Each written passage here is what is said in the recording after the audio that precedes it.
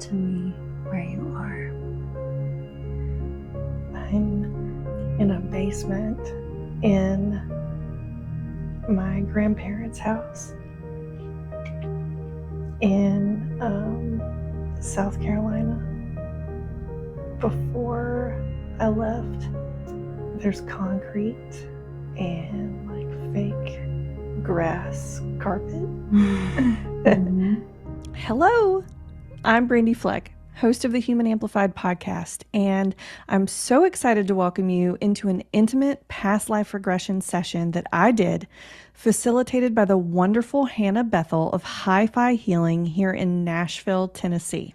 For the first portion of the session, Hannah took me through about a 20-minute induction that helped me get into trance. In other words, she hypnotized me.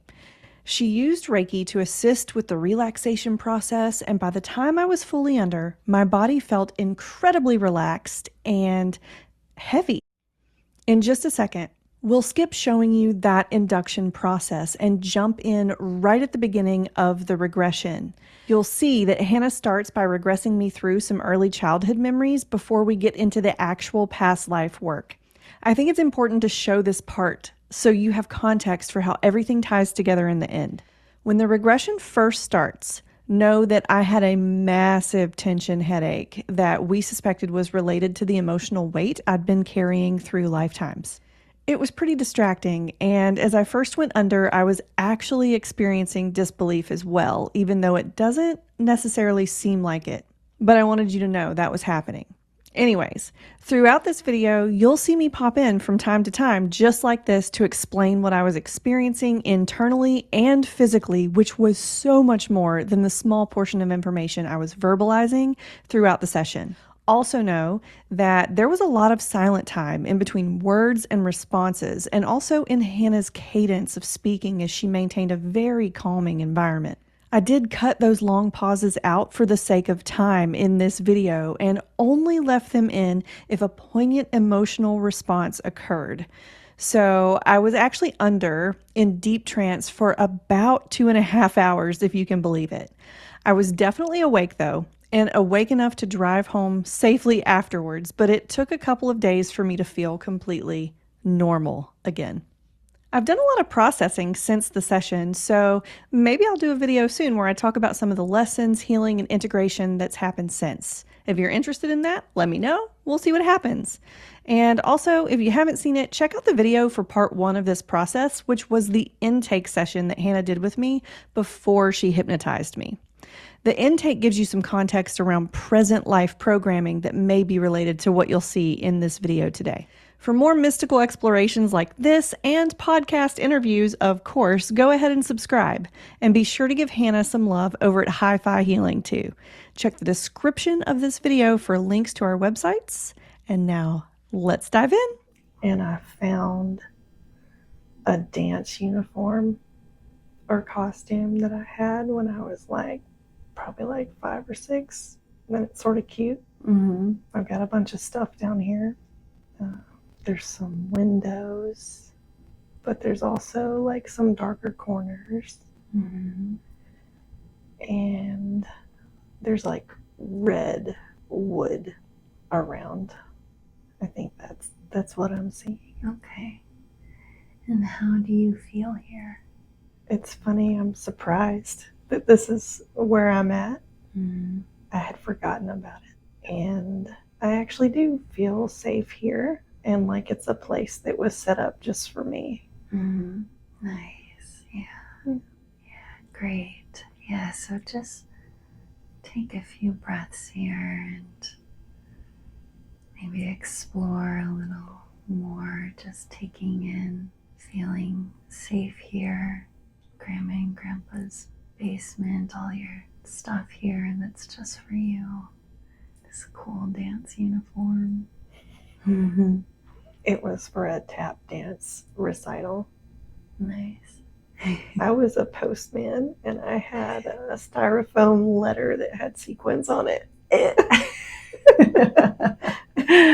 So, I'm holding that. Nice. Okay. Cool. Yeah.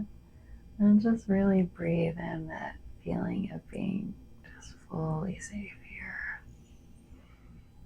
So nice.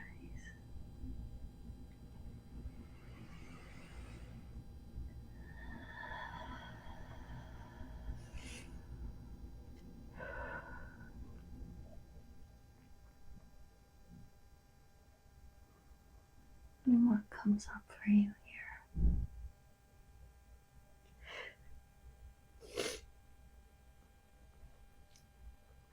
I think I just really miss my grandma. Yeah. It's grandma.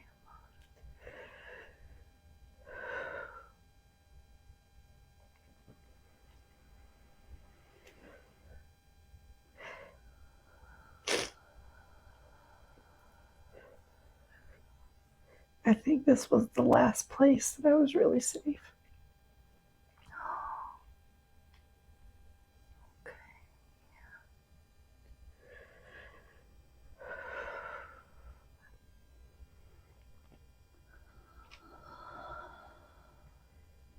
I also feel like I'm spinning. Mm-hmm. Is that normal? It can be. Yeah, and so see if you can kind of pause that spinning if it is a little distracting. So, an interesting thing started happening here. I started spinning. It was distressing, although I wasn't scared. It felt like my body was in a vortex, and while my center was staying in place, the rest of me was spinning around that anchor point, like a picker arrow you get with a board game sometimes. You know what I'm talking about? It's hard to completely describe, but it reminded me a lot of drinking too much in my early 20s, even though it wasn't quite the same. I was experiencing the spinning as if it were actually physically happening to me. So here it is. If grandma were to be with you in this space now, what would she say to you? I feel like she'd probably just come down and say hi and smile and like maybe fold some laundry.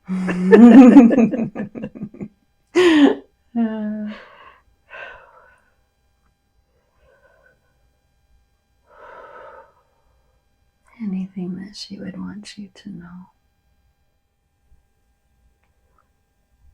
I don't know.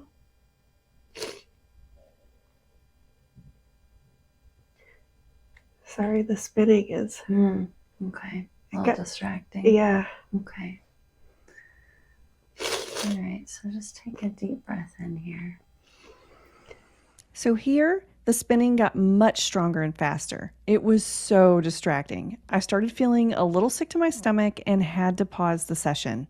I feel like I was in such a deep trance that only the minimum amount of information was actually coming through my words at this point, but I was experiencing a ton of information in the form of huge amounts of energy and imagery from different simultaneous perspectives, which was a little disorienting at first. I'll get more into what the energy, the sensations, and the visions were and what they felt like a little later. But at this point, Hannah took me through a lovely grounding exercise that started to help. I also decided to remove crystals from my pockets that I had brought with me to help with grounding. I thought that they were a great idea until I realized there was just more energy moving than my body could handle. I didn't even know this could happen, so very interesting. Let's keep going. How's that feeling? More stable. Okay. Good. Do you feel okay to keep moving forward? I think so. Yeah. Okay. Good. Okay. Excellent. You're doing great so far. So I want you to imagine now that a really beautiful sphere of light appears before you. Almost like a bubble sphere of light. And just notice how this shows up, the color or colors it takes on. And this sphere of light is going to be our vehicle of travel for today. So allow this sphere to grow in size until it is large enough for you to comfortably step into. And when you're ready, you can do that.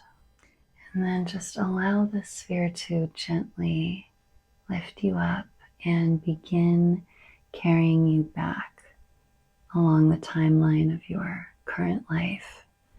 So going back farther and farther, back to a time in your early childhood that is peaceful, happy, easy to recall. You don't need to think very hard about it. And just allowing yourself to arrive there in 3, 2, 1. And what's the first thing that comes to you? I'm in the living room in West Virginia with my grandma and my mom. I'm a baby. I can crawl, but I can't talk. And I guess I'm wearing a red, like zip-up onesie pajamas that have the feet. Good. How are you feeling here? In this memory.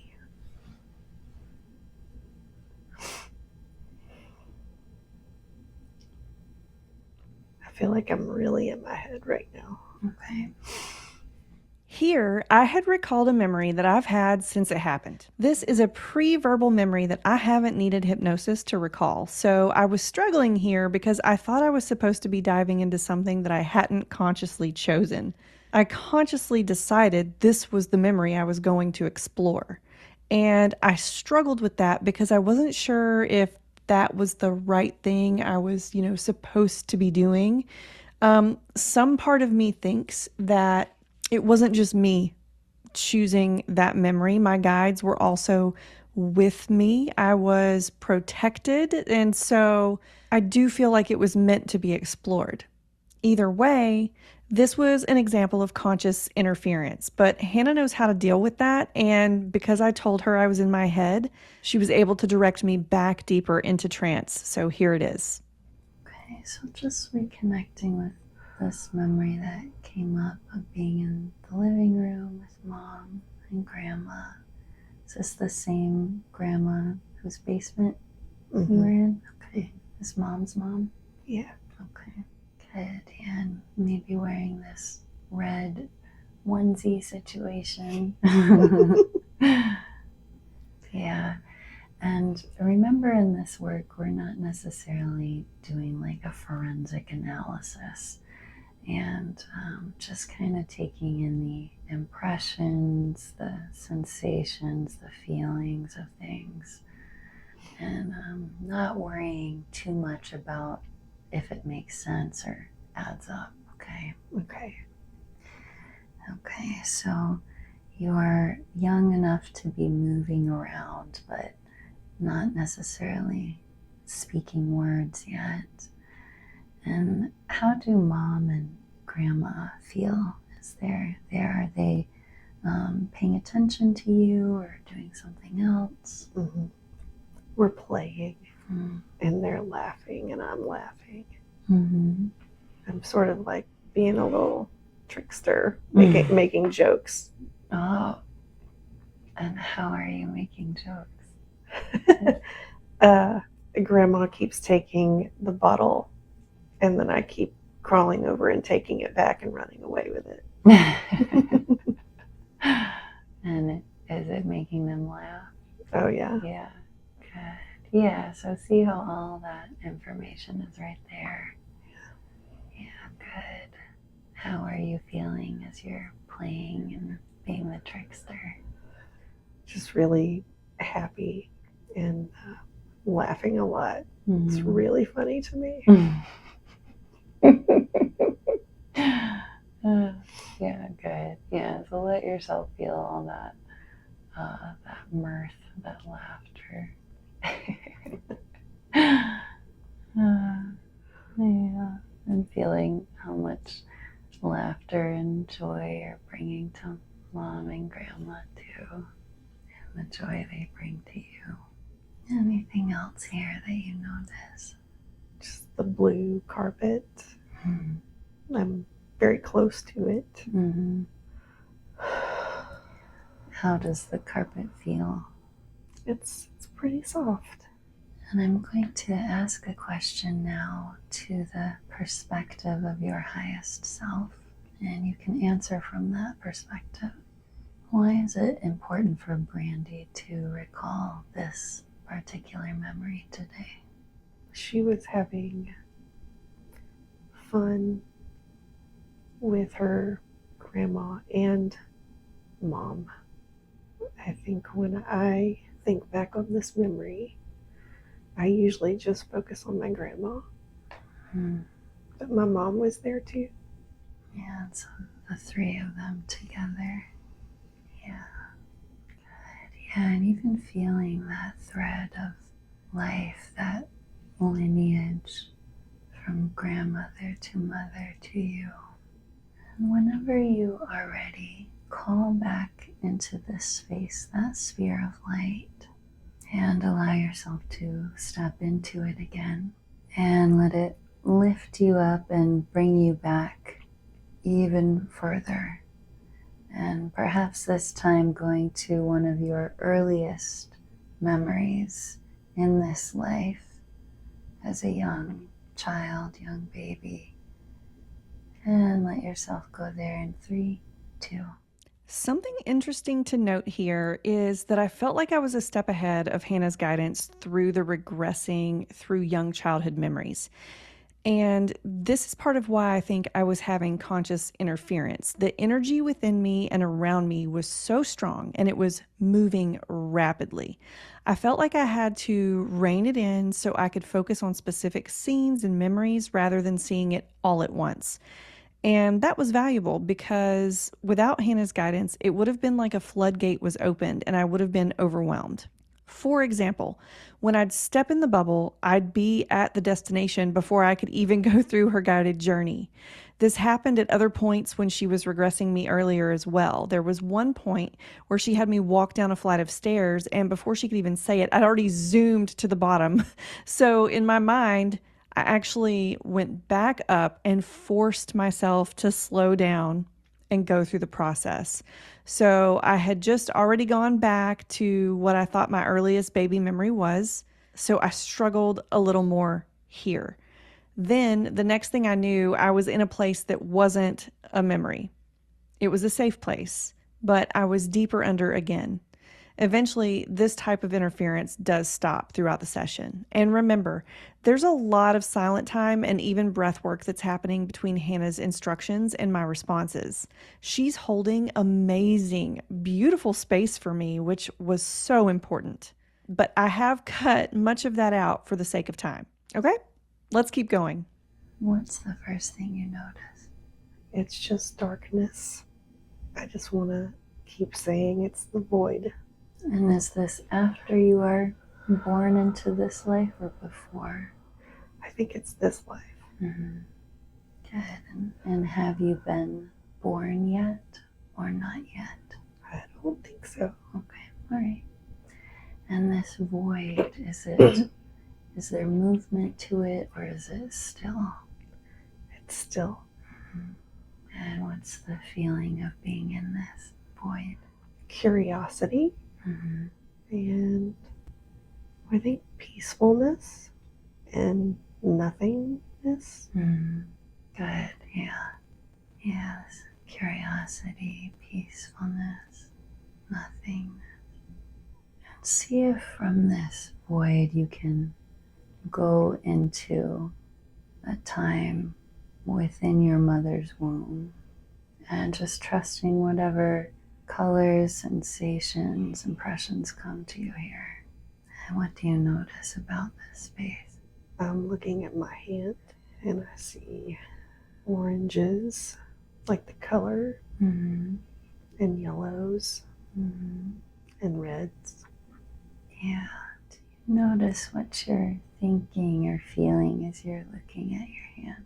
I just had the thought that this is similar to the basement because there's dark corners and light corners. Interesting. And what's the feeling of being here? that it's just for me. Oh, that's really lovely. How are you feeling about coming into this life as Brandi? I'm actually really excited about it. Mm-hmm. Yeah, happy, excited. Mm-hmm. And what are you most looking forward to? People. I think getting to experience lots and lots of people. And why is that? They intrigue me, I think. And it's just exciting to see lots of people. And I want to say get to know them and just have experiences. Yeah. Curious soul. Yeah, I definitely feel curiosity. Yeah, let yourself just drop into that a little more, that excitement for experiencing all different kinds of people and having experiences, and this sense of curiosity and intrigue. There's like a wonder to it. Yeah. It's like miraculous and magical. Yeah, it is. I'm excited that I get to be a person too. Like it's a gift.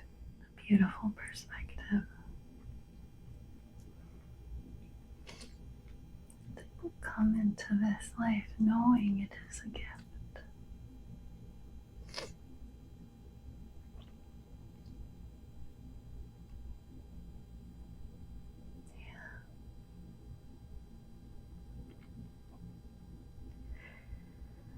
I'm just feeling a lot of gratitude. Yeah. Yeah,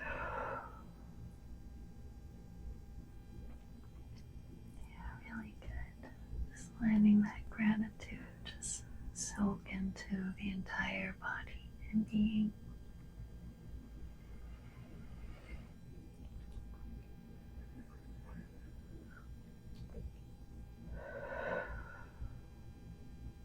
And as this little baby, do you get a sense of what mom is feeling? I think I'm protected from it. Totally. Because I don't. Okay. Why was it important for you to be protected? I think so that I could keep that sense of wonder. It's really important for you to keep that. Anything else that you notice here? My awareness keeps moving from my body here to my body there. And the violet flame is with me right now. Okay.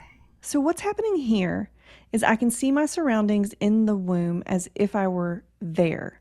This is sort of in my mind's eye, but it's almost like I'm actually there, enveloped in it. And at the exact same time, I'm also aware that I'm on the table and I can see the violet flame behind my eyelids, like I'm in two parallel experiences. It's hard to describe how I'm experiencing them both at the exact same moment, but I am. And the violet flame, just real quick, is a spiritual tool governed by Saint Germain. We can talk more about it some other time, but for today, know that the violet flame has come to me in meditation before. And the first time it came, I didn't even know what it was.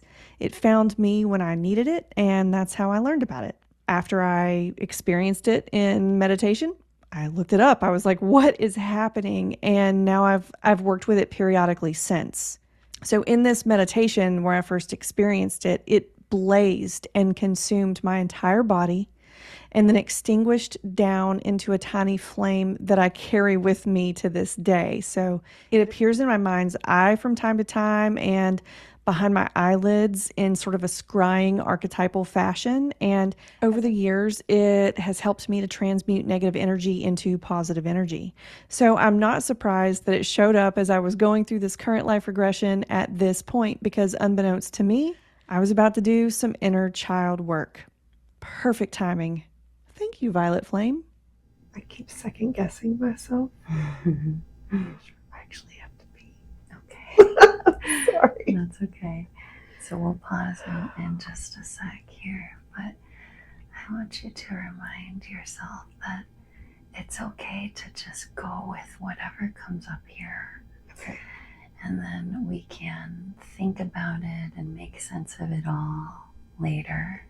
But this space, give yourself permission to just be in feeling and imagination, okay? So I'll have you just take a deep breath in and let it go. And bring your awareness up just enough to be able to get up, use the restroom, and then we'll come right back here in just a few minutes. Okay. Yeah. You're doing really good. Some powerful energy moving here, my dear. Gosh. Yeah. It was like, There's a lot happening. Spinning, I was like, whoa, felt like I was gonna fly away. Yeah, I was feeling it too. And I'm like, whoa, why am I spinning so much? No, it's like I have not had anything to drink in ages. The tears just, did not expect them when they came. Yeah.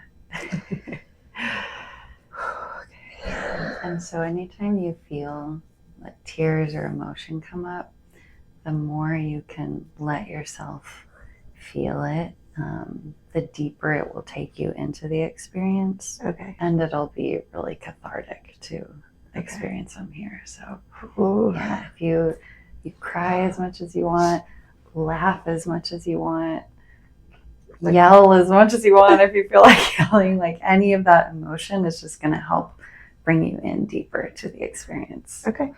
All right. Doing good. Feel okay? Yeah. I know I was having to work really hard to keep my eyes closed at one point. They just wanted to pop open. I was Interesting. Yeah.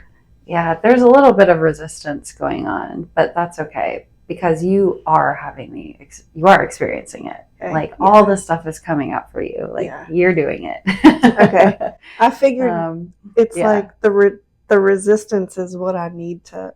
There's something that I need to deal with. So This piece of trusting yourself, trusting your divinity here, trusting the way in which Spirit is showing up for you and communicating with you, I think is going to be a big one for you too. Okay. Almost like a doubting of me, really? Why me? I'm surely not me. Yeah. But it's like, oh yeah, the violet flame is here. Yeah. And this is all for you, my friend. Yeah.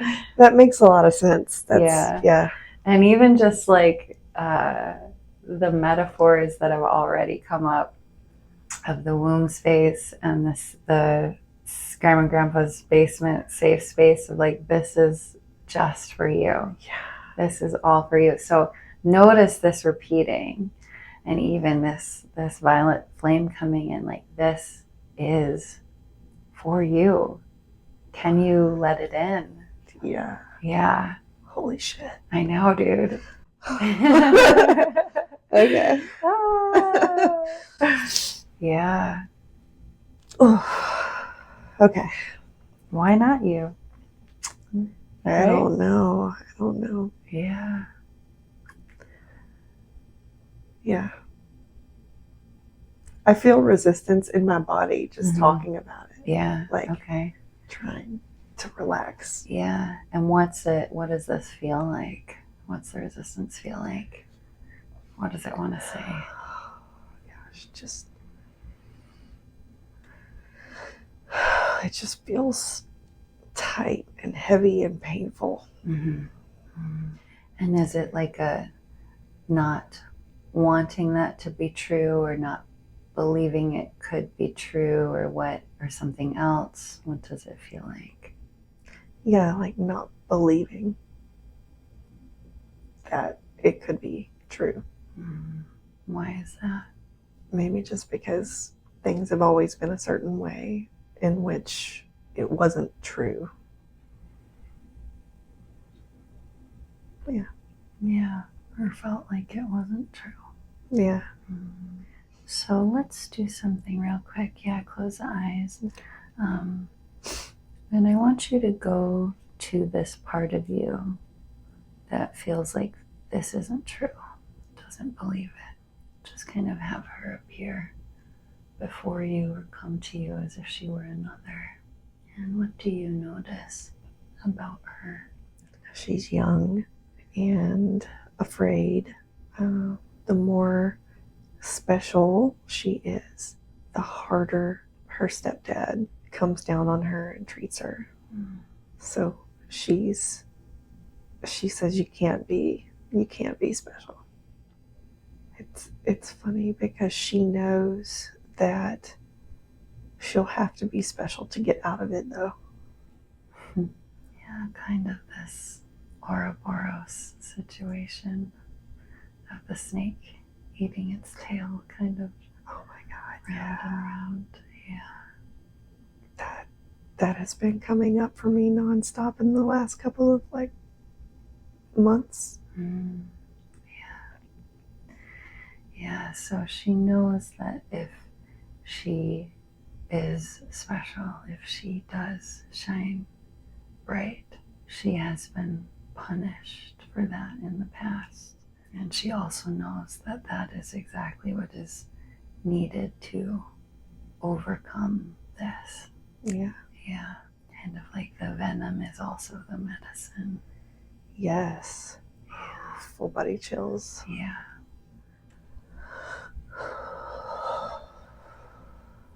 So I want you to connect with her now, looking into her eyes, maybe taking her hands if that feels okay for both of you, and just let her know who you are. Let her know you are here to listen to anything she may need to share. How does she respond to you? She let me take her hands, and she said she feels really stuck, sort of trapped. And she's just biding her time. And it's like she wants to say so much just to be heard, but there's so much to say. She doesn't even know what to say, how to get it all out. Where to begin? What is it that she needs most right now? I think just to know that I'm there with her and she's not alone. So assure her that you are. Show her that you are here with her. And I also want you to remind her that this experience, this dynamic with her stepdad is over. It is done. She is not this little girl anymore. And it is safe for her now to be this adult, sovereign woman that she is. And I want you to begin, if she is ready, begin walking her forward up the timeline of your life. Walking with her as she grows and matures and progresses in years. And as she is walking, showing her that the thing that seemed to have caused her so much pain also holds the magic piece to her greatest power. Two sides of the same coin. Just move with her until she is your current age and time. And let me know when you are both there. We're there. Okay, good. How is she feeling now? She's sort of mind blown. Yeah. She's going to recognize certain people when they come into her life now too, almost instantaneously. At this point, I was also mind blown. I had this knowing that time wasn't real. I had actually visited younger Brandi in spirit form, and this was the moment I had done that. Whether it was in her dream or a daydream, it was a memory that I didn't consciously carry with me from that age to now, But as I was walking her up the timeline of my life, I gave my young self hope to keep going when the days seemed really dark. I showed her my husband and my kids, as well as some other things you'll hear about in a second. And the reason this is important is because when it was time for me and my husband to be together a little over 6 years ago, I just instinctively knew. I knew he was going to be my husband before we even dated, and I knew so much so that I didn't doubt any of it. Even when there was interference from outside people in our relationship, and even when we had no clue we were going to be committed. And I remember seeing my husband with our now kids and thinking, those are my stepkids. So I believe I helped myself have this inner knowing of where to go for my highest good when the time was right. So just for a little more context, I knew my husband for years before I knew that this was going to happen. But when I knew, I knew. I instinctively knew what to do 6 years ago because of this moment right here, right now. Mind officially blown. I traveled in time, and time isn't real. And you can start to show her the life that you have created now. Help her kind of assimilate and integrate into what is real now. All of the love that you have now, all you have created and all you have yet to create. How is she feeling now? She's really excited. She's like, oh my God. I can't even believe it. Yeah, it's pretty amazing. She really likes my office. It's a great office. And when you feel ready, allow her to integrate into you and carrying with her all of this excitement for what is and what's to come, bringing her back home like a long lost puzzle piece. Let me know when that feels complete. It does. Good. Take another deep grounding breath.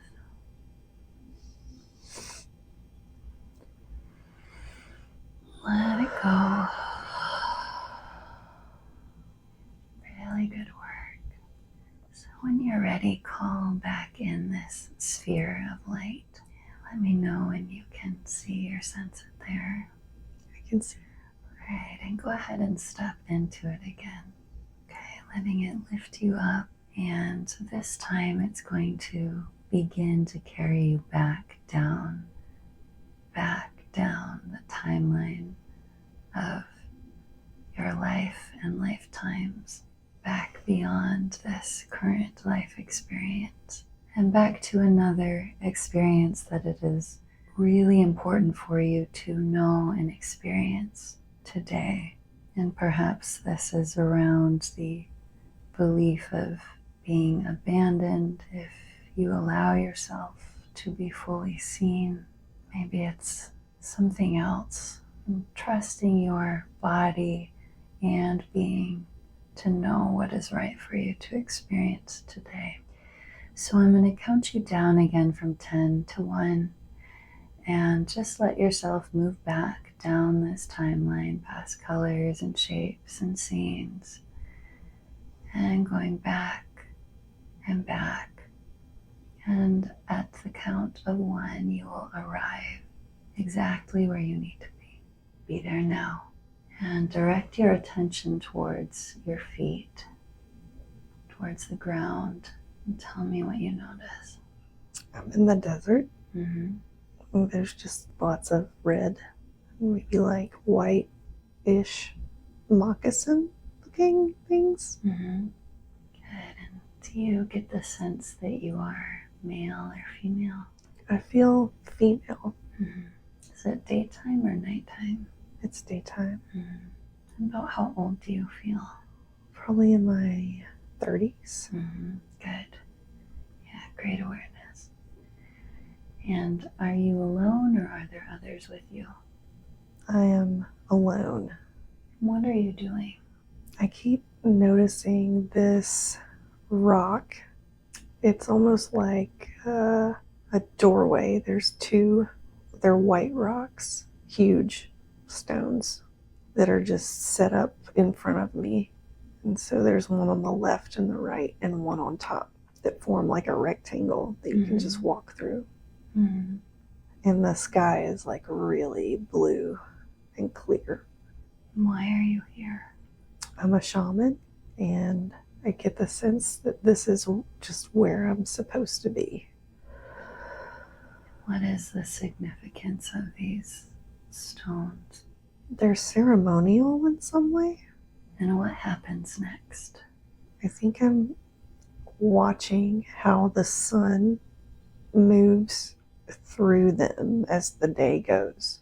Like I get the sense that I am there for a long time in solitude, just being. And how much time do you spend there? Days, and I'm very silent. And what is your inner experience throughout your stay here? I get the sense that I have taken like a vow of silence, and I'm really present and just taking in all the surroundings, because that's what I know that I have. How are you feeling as you are observing this? Like I'm appreciating the surroundings and the nature that I see, but I also feel grief, and I also feel a numbness. Like there's a little bit of shell shock. Okay. What is this grief? What is this about?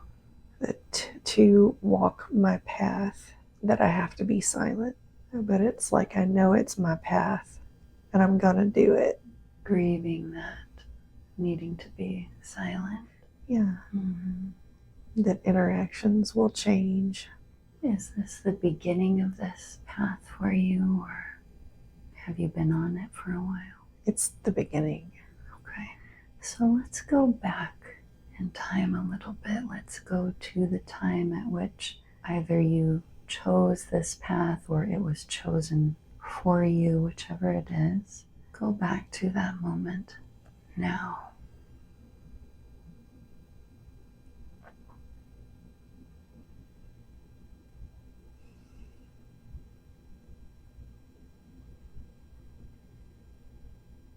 What's happening? I'm in like a community of people, and there's like a dirt floor. We're in some kind of shelter, and people are like happy and bustling and talking, and it's like right before we sit down for some kind of assembly, and we're passing around like we're smoking something as a group. Like we sat down and we're smoking. Do you get a sense of the ethnicity of this community? It's some sort of indigenous group. Okay. Yeah, so some sort of indigenous group. And what happens next in this assembly? Everybody's quiet. Like we all get really quiet. And there's a lot of smoke around me. What happens next? I think the leader of the group says it's time. I think to myself, okay. And what is it time for? I guess it's time to prepare for this initiation. Excellent. Okay, and what does that look like?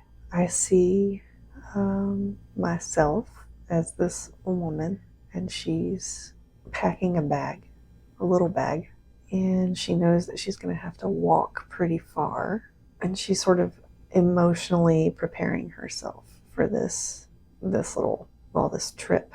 And so she's thinking about like who she's going to say bye to. She's not really thinking that much further ahead. And who is it that she wants to say goodbye to? Her brother, her nephew, maybe a mom.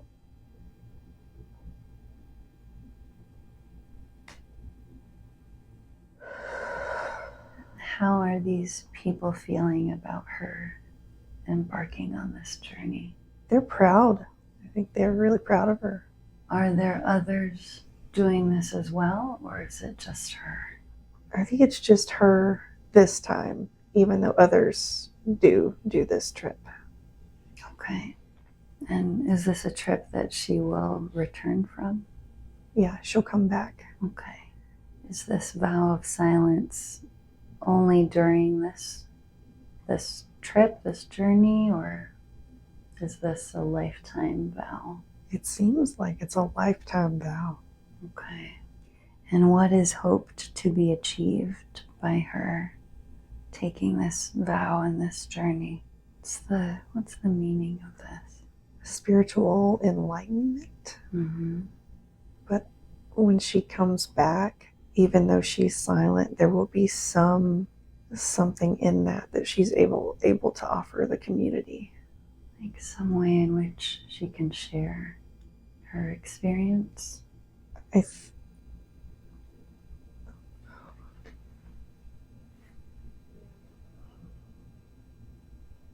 That just by being there in that enlightenment, that it extends to the community. Okay. Good. So you're doing really good. Take another deep, clearing breath in.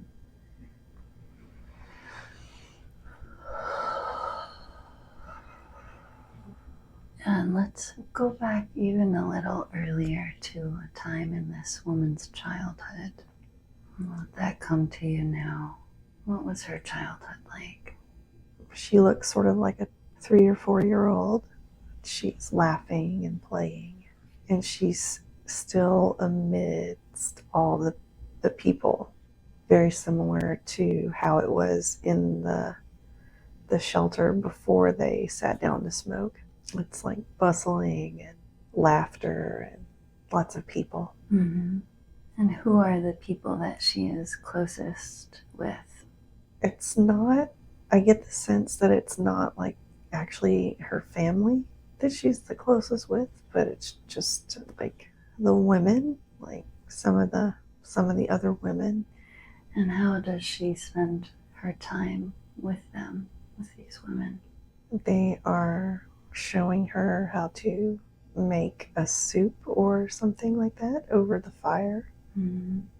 And one had given her a toy that she had made, and so they show her how to do things. Okay, they're teaching her. Yeah. And what name do they use when they call her by her name? I'm hearing Etcha, something like that. Mm-hmm. Good. Etcha. Which is funny to me. I don't know why. Mm-hmm. Does that feel like her given name or like a nickname? I think it might be a nickname. Mm-hmm. Good. And so as this little girl, as Etcha, how do you feel in your life? How do you move through the world? What's it feel like for you? It actually feels really safe. Mm-hmm. And just like she's a part of something that's important and big. Mm-hmm.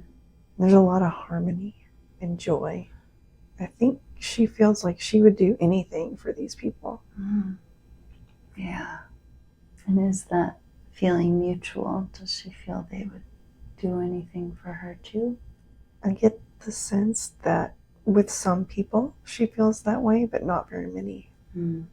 What do these people look like? I'm still in her perspective as a child, so they look really tall. Mm-hmm. And have darker skin, like very sun-kissed, and black, very dark hair. Some look worn and tired, and others look happy. There's like a range of emotions and experiences on people's faces. Mm. Great awareness. What else? They wear a lot of leather type garments. I don't know how else to describe. It looks like leather. Okay. Ish. Mm-hmm. So let's move forward now to some significant event that occurs before the time that she is chosen for this path be there now? And what comes up? I think she's with a boy, and it's like she loves him, but she doesn't want to be with him, but she does. She's very torn about it. And what is the reason for this feeling torn? What sense do you get? It feels like she knows that that's not her path, that she is supposed to do something that is not the norm for most of the people in that group. And so this feels like the first sacrifice that she really decides to make for that. Okay. But she chose it. And how long does this relationship or whatever this dynamic is, how long does this go on for before she feels she must choose? It felt like she chose in the moment. Like right there with him in front of her, she had a fork in the road and she went the other way. And I'm actually seeing like she watches him move on and sees him start a family and be happy and find love. And she's happy for him, but it's also like sort of tears her up. Yeah. Because she knows already that her path is different. Yeah. It seems like her whole life is about sacrifice, that it's just not meant for her to do all the things that everybody else does so that she can bring something special to this group that they need. Okay. Wow. Great awareness. So go ahead and move forward now and returning to that time in front of these stones. And I want you to move towards the end of her stay here in front of these stones. Maybe the last day or last few hours or moments here. And what's going on now? What's happening? It's like she's picking up her bag, her little satchel, and leaning up against the stones and sort of hugging them and appreciating them. And she's decided she's going to walk through them as she leaves. Is this part of the plan or her own idea? I think it's part of the plan. But she's come to a place where she decided herself that she's going to do it anyway. Okay. So let her do that if she does indeed move through those stones.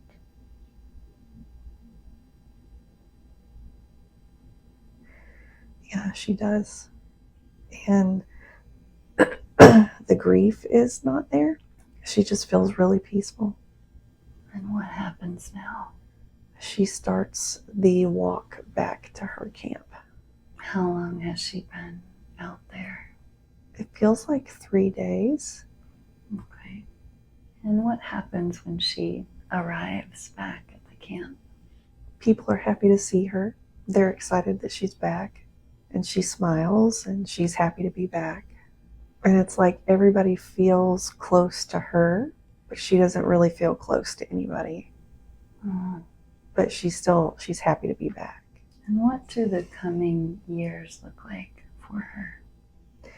They feel long, but mostly peaceful. She does daily tasks and people come to visit her and just be around her. It's very quiet. I want to say boring.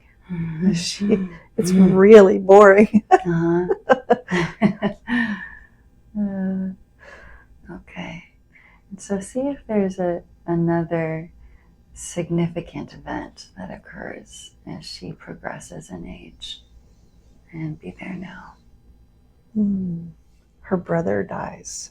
About how old is he when he dies? He's definitely old. It's hard to tell exactly how old, but they're both gray, like gray hair. How does he die? I think of just natural causes, just old age. it's hard to stay silent. It's almost like it's been easy-ish up until that point. Mm-hmm. And what does she want to say, or what sounds does she wish she could make here? She wishes that she could scream. She knows that her brother knew that she loves him. She just really wants to cry and like let it all out. Mm-hmm. But she does not. Okay. And how does she feel when she does not let it out? It seems like she's in pain. Yeah. She feels like she's going to explode. Is there anyone that she is close to at this time that she spends her time with? I think she spends some of her time with her nephew, but mostly she's alone. Mm. I mean, it is like really boring. Okay. Like, Yeah. whew. Yeah. Okay, so let's move forward in time now to the last day of her life. Let me know when you're there. I'm there. What's happening here? She's on a bed thing, like a pallet situation, and her hair is down.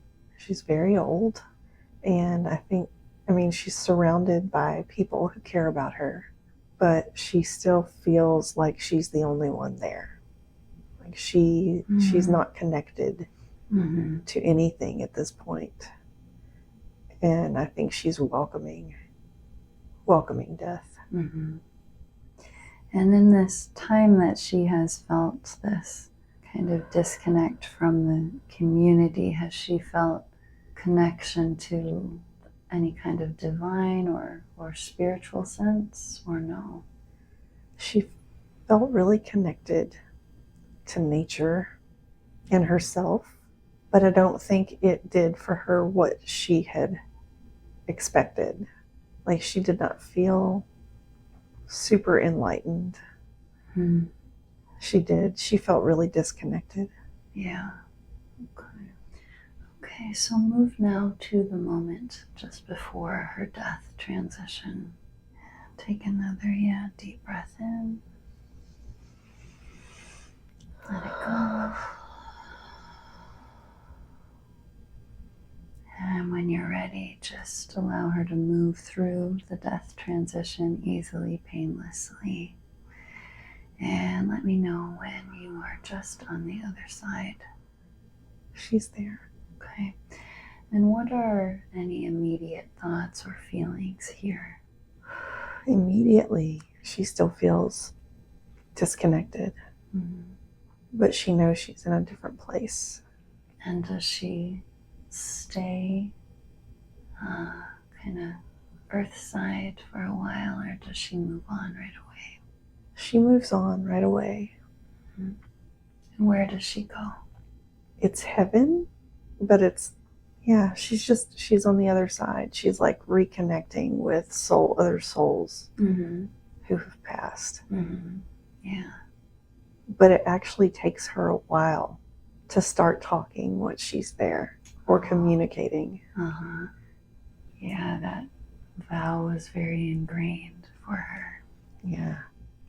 Yeah, and if necessary, she can go to a place of healing here and just allow the energetic soul body to be kind of recalibrated, nourished, and soothed after that lifetime, allowing it to rest and surrender. Let me know whenever that feels complete. Take your time. So at this point, I'm no longer seeing through Etch's eyes or as like a third person omniscient perspective, which I switched between while experiencing Etch's life. Here, I'm seeing energy calibrating above me at this point, sort of like behind my eyelids in the scrying archetypal way that I had mentioned before. This energy is mostly blue, and it's this huge cylinder or spiral, but it's like a really thick spiral. And it's hard to explain the shape because it wasn't solid and it was spinning really fast. And as I was watching it spin, I knew the calibration of healing and energy for Etcha was happening. I knew that I'd need to lie there in silence for as long as it took to finish spinning. It was just a knowing I had, and I didn't know how long it would spin. And as Brandi, I really wanted to rush this process, and I could feel that sneaking in. It's funny to me because I was starting to be able to distinguish between the different energies. I could also tell I'd been under for a long time, and I started to feel ready to not be anymore. I was surprised at how much energy it was taking me to do this past life regression process. Now, looking back on it, of course it would. And also looking back on it, the blue I saw spinning must have been some kind of throat chakra clearing. And also, it was that same spinning early that had me feeling like I was going to fly off the table. Except at this point, I was grounded and focused. I was able to hold the space for the massive amount of energy to adjust for me. I remember feeling a little like it was going to catch me and I'd go with it. And then I'd just ground a little more. And then I was able to really just watch it move in awe. I think the whole calibration process at this point took about 2 minutes, but it felt like an eternity. And I may have rushed it just a smidge at the end. Let's keep going. I think it's winding down. It's done. Excellent. So let yourself go now into a place where you can hold counsel with your guides. Let me know when you are there. I'm there. How many guides do you notice are present? I sense 3. Well, I'm in the void again. Okay. Are you able to sense the presence of your guides in the void? Yeah. Okay. And I think there's more than 3 around me, but there are 3 that are really standing out. Mm-hmm. Yeah. Yeah, I was getting that sense too. Maybe 3 primary and then some additional guides as well. And these 3 primary guides, where do you feel them in relation to your body? And they may be together, they may kind of each be in a different spot. I feel like they're in front of me, maybe sort of off to the left a little bit. Mm-hmm. Yeah. And there are 3 together. Okay, good. Do you notice if they're male or female or combination? Masculine, feminine, maybe is more appropriate. Masculine, I would say, mostly. Mm-hmm. Maybe. Mm-hmm. What form do they seem to take? They're almost like really minimal chess pieces. Or like columns almost, but very minimal. Okay, so let's talk about my 3 spirit guides that stepped forward for a minute. While I was under, I couldn't find the words to describe them, but the vision I had of them is clear as day to me, even now, and I've since processed and integrated what was happening. So to describe it, my 3 spirit guides were 3 monoliths, which is a very interesting symbol, by the way. Maybe more on that later, because I'm not sure of the significance of that right now. But they were the shape of a popsicle almost, like the one that's on a stick with a square bottom and a rounded top. They were 3-dimensional in that way as well. At least that's how they looked in the moment, although I don't believe they are 3D beings at all. The 3 of them were standing together with their shoulders touching. So together they were not a monolith. They were like 3 little columns together. They moved in a sort of staticky way where one would jump out and then go back to the group, and then the other one would jump out and then go back in, and the movement was kind of frenetic. The outer 2 were black and the one in the middle was white. I've since recognized that the 2 black ones on the outside were feminine and the one white one was masculine. The white one was the one jumping out the most to deliver the message that I received. All right, let's keep going. Okay, good. And so let's ask some questions and we can allow their answers to come through you. And these answers can also come from the wisdom of your higher self as well. And the first question is, what was the primary lesson in the life of Etcha? The importance of connection that you learned through relationship, not just with the divine, but with other people. She had to go through that. She had to see, experience not connecting in order to know how important connection was. Mm-hmm. Yeah, good. Really good. Why is it important for Brandi to see this lesson, this life now? She does not have to do that again, like that lesson was learned. Mm-hmm. So it's okay to connect with lots of people. Mm-hmm. Yeah. The reason this lesson is so significant for me is because a lot of the trauma I experienced in the first half of my life led me to choose silence. It led me to choose making myself smaller and not asserting my will or standing up for myself in situations where I could have added something with my voice rather than my silence. Silence kept me safe in some instances when I was younger and even as an adult, but at what cost? But this is a pattern that escalated through the years, but I do have things to say. Obviously, because I'm here with you now and I have gifts to share, and my truth is valid, even if it's not the same as someone else's. So I don't have to second guess myself anymore when I speak. And this was huge. I don't need to convince anybody of this because now I know it. The amount of freedom that came the days following this past life regression was really cool. I know without a doubt that this life doesn't have to be about sacrifice. It doesn't. Sacrificing myself and my wants and needs. I'd suspected that it didn't have to be about sacrifice with the healing work that I had done over the years, even though there has been a lot of sacrifice in the beginning. But there was still that inkling of doubt. Now I'm moving forward in a new way already, and it's beautiful. Yes, really good. So if there's anywhere in the current physical body and energetic field of Brandi that is holding the mythologies and beliefs of that last life, just assisting her in letting go of them now, letting them fall back into that life. And in particular, any restraint in the voice, in the throat, any feeling like she cannot express what she is truly feeling, truly thinking, any remaining resistance here in the throat, just clearing that as well. Good. And just letting them assist you in this.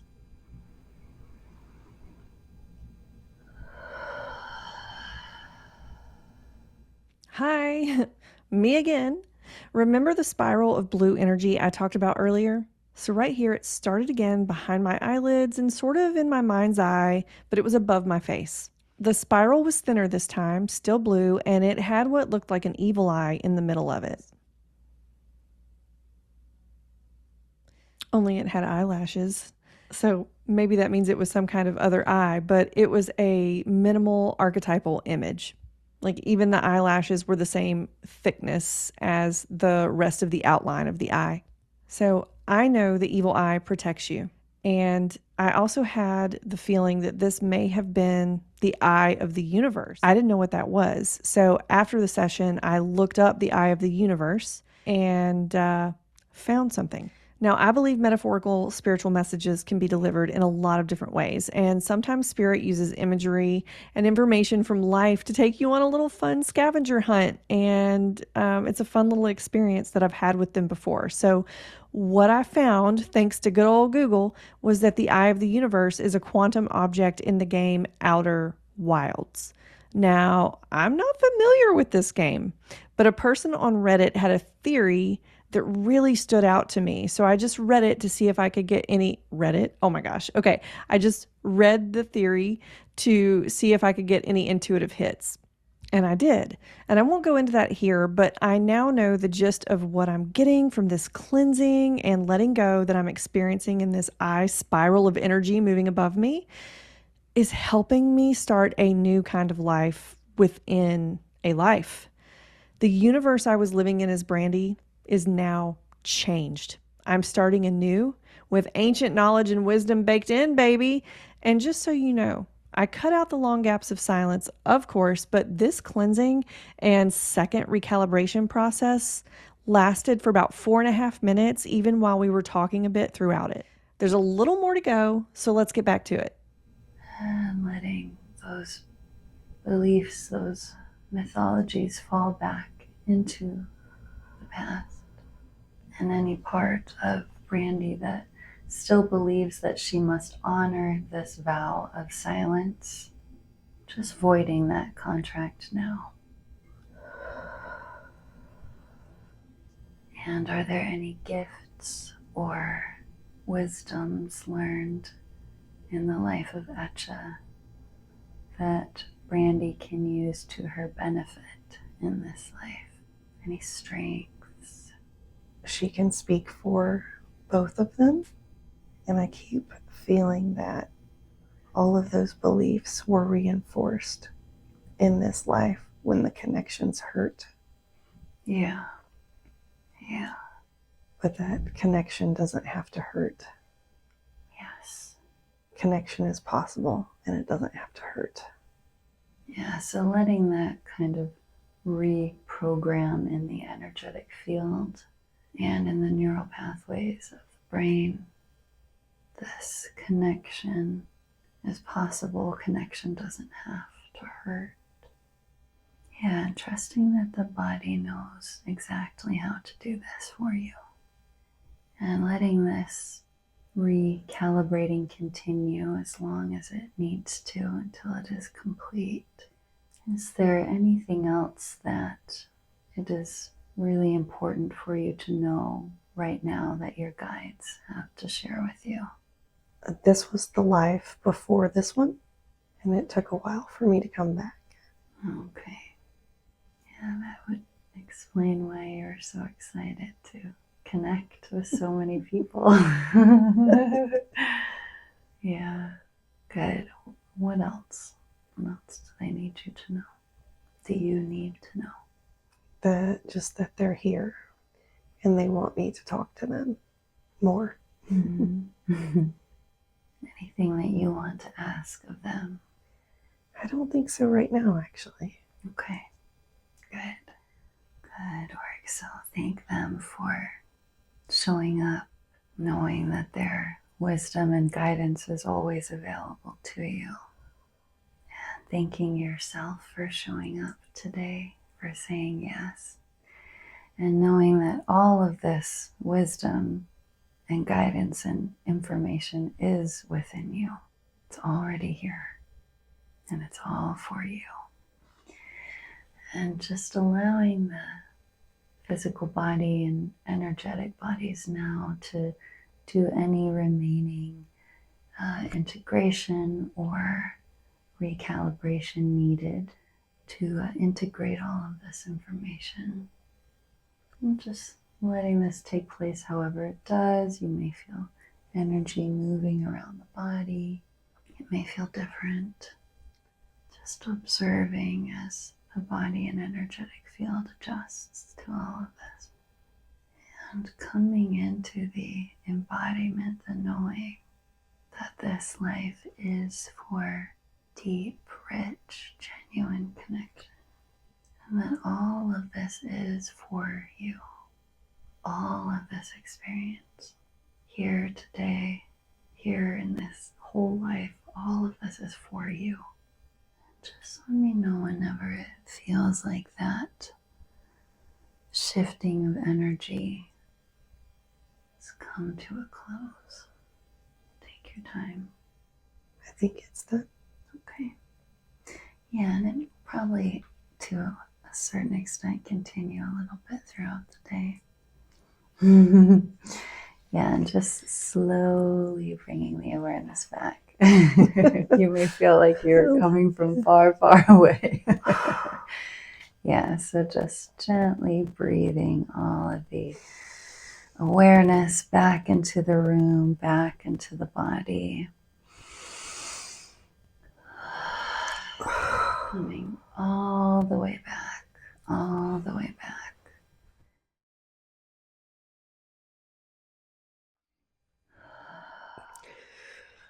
Wow. Wow. That was such a boring life. Oh my God, that was boring. Wow. That was so interesting.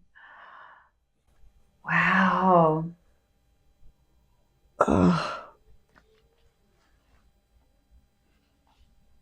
Wow.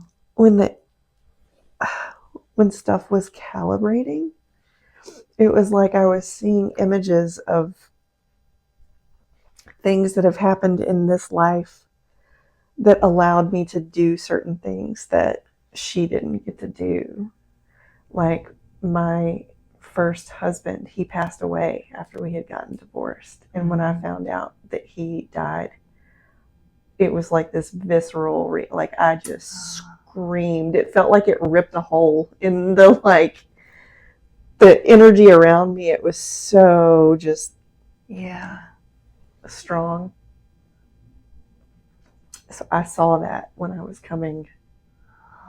And you were able back. to express that. Yeah. Oh my gosh. I'm like, oh, I knew that that I needed to go through that experience, that it was all like part of the plan, but I didn't know why. Yeah.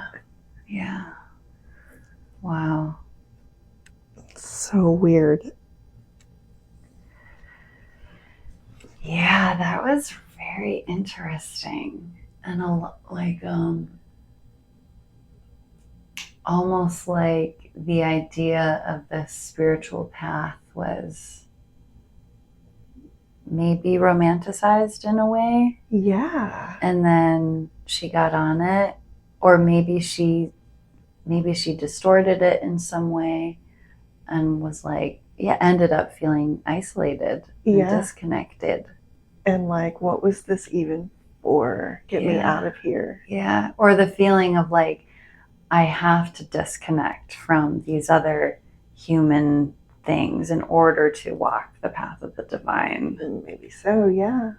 When in truth, like the most divine path is the learning how to be with all these other humans. Like, yes. Wow. There's a lot in there for me too. Heavy. That's amazing. Yeah.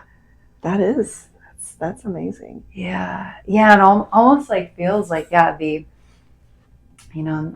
thinking of like a nun who's like committed herself to God, and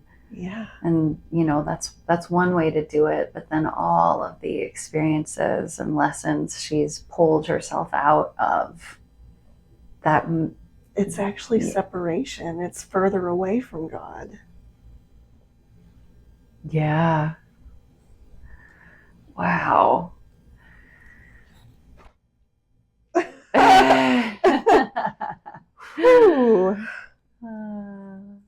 Not that she was evil by the end of it by any means. Yeah. But disillusioned, I guess. Yeah.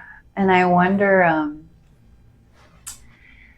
if others, because you said there were others who walked that path too, or like did that journey. Mm-hmm. I wonder if they had a similar experience as her, or if they found something different in that path. I don't know. Or if that was like her internalization of what it needed to be. Like this like martyrdom of like, I now can't participate in. Yeah, because if I do, I might slip up and say something, or, Yeah. Ooh. Wow. Yeah, and did that feel earth-based to you? It did. Okay. Yeah. Because I kept going back and forth. I was like, is it? Is it somewhere else? Is it Earth? I think it felt earth-based. Yeah. It was very similar if it wasn't. Mm-hmm. So yeah. How's your headache? Is it still there? It's not as bad. Okay, good. Yeah, there's a little bit, but it's like nowhere near as bad as it was when I started. Y'all, by the time I got home, the headache was completely gone. That evening, I was more relaxed than I had been in years. I mean, I can't even remember being that relaxed ever, really. When I was about 5 minutes away from home on the drive, a severe thunderstorm hit. And the fact that the headache had started going away before the storm was over really surprised me. I've got a long history of getting pretty bad headaches if a storm is coming, and I've always been very sensitive to barometric pressure changes, not as a kid, but as a teenager moving forward. And this makes me think that it was all related to whatever heavy energy I helped Etcha release, because a thunderstorm has since come again after this past life regression, and I did not get a headache, which is unheard of. All kinds of other chronic muscle tension symptoms are starting to release from my body as well. I'm curious to see if this sticks over the long haul, and I think it might. Good. Yeah. Yeah. I definitely relaxed some. Yeah. Oh my gosh. Yeah, I feel you did a great job. I feel like we could have just gone for hours and hours. I mean, you've been under for like 2.5 hours. Whoa. I'd be really curious to explore what was starting to come up for you before you needed the bathroom break, and kind of took yourself out a little bit of that. Oops, I'm touching this microphone. Was it the spiraling?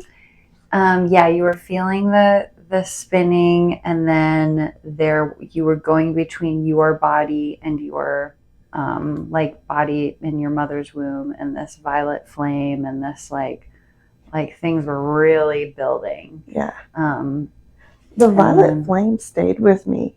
Oh, good. Yeah, like I could see it, like in my mind's eye, while at the same time I could see like other scenery. Oh.